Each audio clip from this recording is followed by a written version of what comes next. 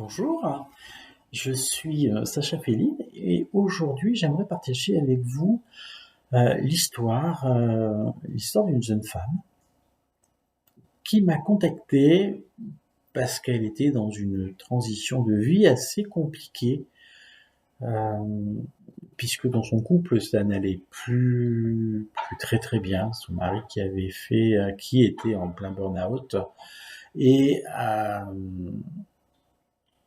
ça se ressentait dans le ménage en fait. Et en plus, elle avait une douleur. Elle avait une douleur en elle, mais elle ne savait pas d'où ça venait. C'était une douleur, mais c'était un peu colérique, quoi. Elle ne savait pas. Donc on part en voyage. On définit notre chemin au démarrage. Et je l'emmène faire ce voyage. Elle franchit une rivière et elle descend dans sa maison.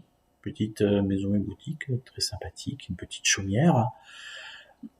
Et là, elle rentre dedans. Il y a une maison vide, au démarrage, comme beaucoup on peut trouver pour la première fois quand on rentre dans nos maisons. Et là, il y a un canapé. Donc, elle s'assoit sur le canapé. Je demande à ce qu'il y ait quelqu'un qui vienne. Et là, elle a un chaton qui vient et qui se pose sur le canapé à côté d'elle. Il est tranquille, sera. Elle descend. Elle descend ensuite à la cave, hein, où à la cave, elle récupère un plan. Elle récupère un plan avec des symboles qui sont dessus, et elle remonte à la pièce principale, et elle va s'installer au milieu d'un tapis. Elle va s'installer au milieu d'un tapis rond où une jeune femme apparaît. Une jeune femme apparaît vers la cheminée, et d'un coup, alors la jeune femme, elle est habillée en blanc, elle a des cheveux longs, bien coiffés, propres. Et d'un coup, dans les bras de cette jeune femme, elle voit apparaître un bébé dans un linceul. Ah ouais, instantanément, j'ai compris. Euh, Elle aussi, puisque de toute manière, les larmes ont coulé, mais des larmes d'émotions positives. En fait, il fallait que ça sorte, hein. C'était franchement, voilà, c'était quelque chose qui fallait qu'il sorte. Et ce bébé, je l'invite à le prendre. Donc elle prend ce bébé dans les bras et elle l'installe. Elle lui fait une place dans cette maison, dans sa maison. Elle lui fait une place à côté de la cheminée où il y a un landau. Le même landau que ses enfants avaient. Et elle installe ce bébé dans ce landau. Et elle met quelques bougies. Voilà, sans plus. Tout simple. Vraiment très très simple. Et on sort, on repart.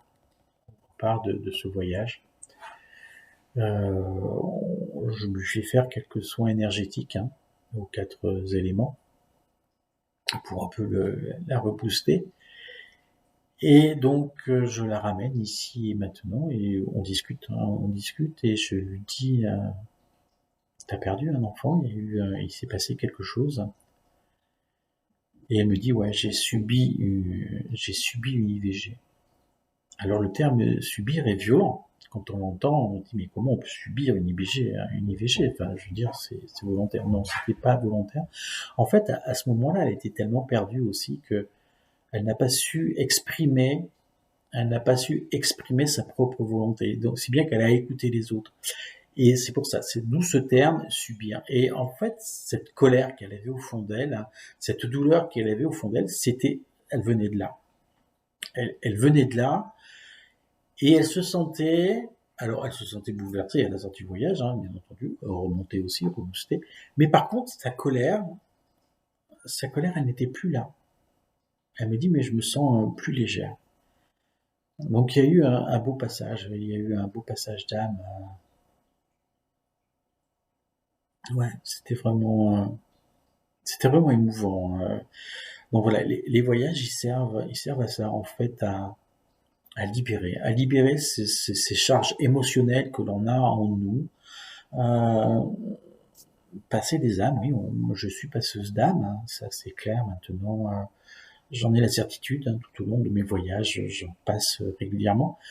Donc c'est toutes ces charges émotionnelles que l'on peut se libérer, ces charges du passé que l'on n'a pas réglées, que l'on n'a pas su accepter, que l'on n'a pas accepté, que l'on ne sait pas pardonner, tout simplement. Et donc ces voyages servent à ça, à faire cette libération. Cette jeune femme aujourd'hui, elle continue son parcours avec moi, mais elle n'a plus vraiment. On est passé sur autre chose. Sa colère a disparu et on peut travailler maintenant sur le reste de sa transition. Donc ça, c'est plutôt quelque chose de positif. Merci. Abonnez-vous si vous voulez d'autres histoires. Merci, à bientôt.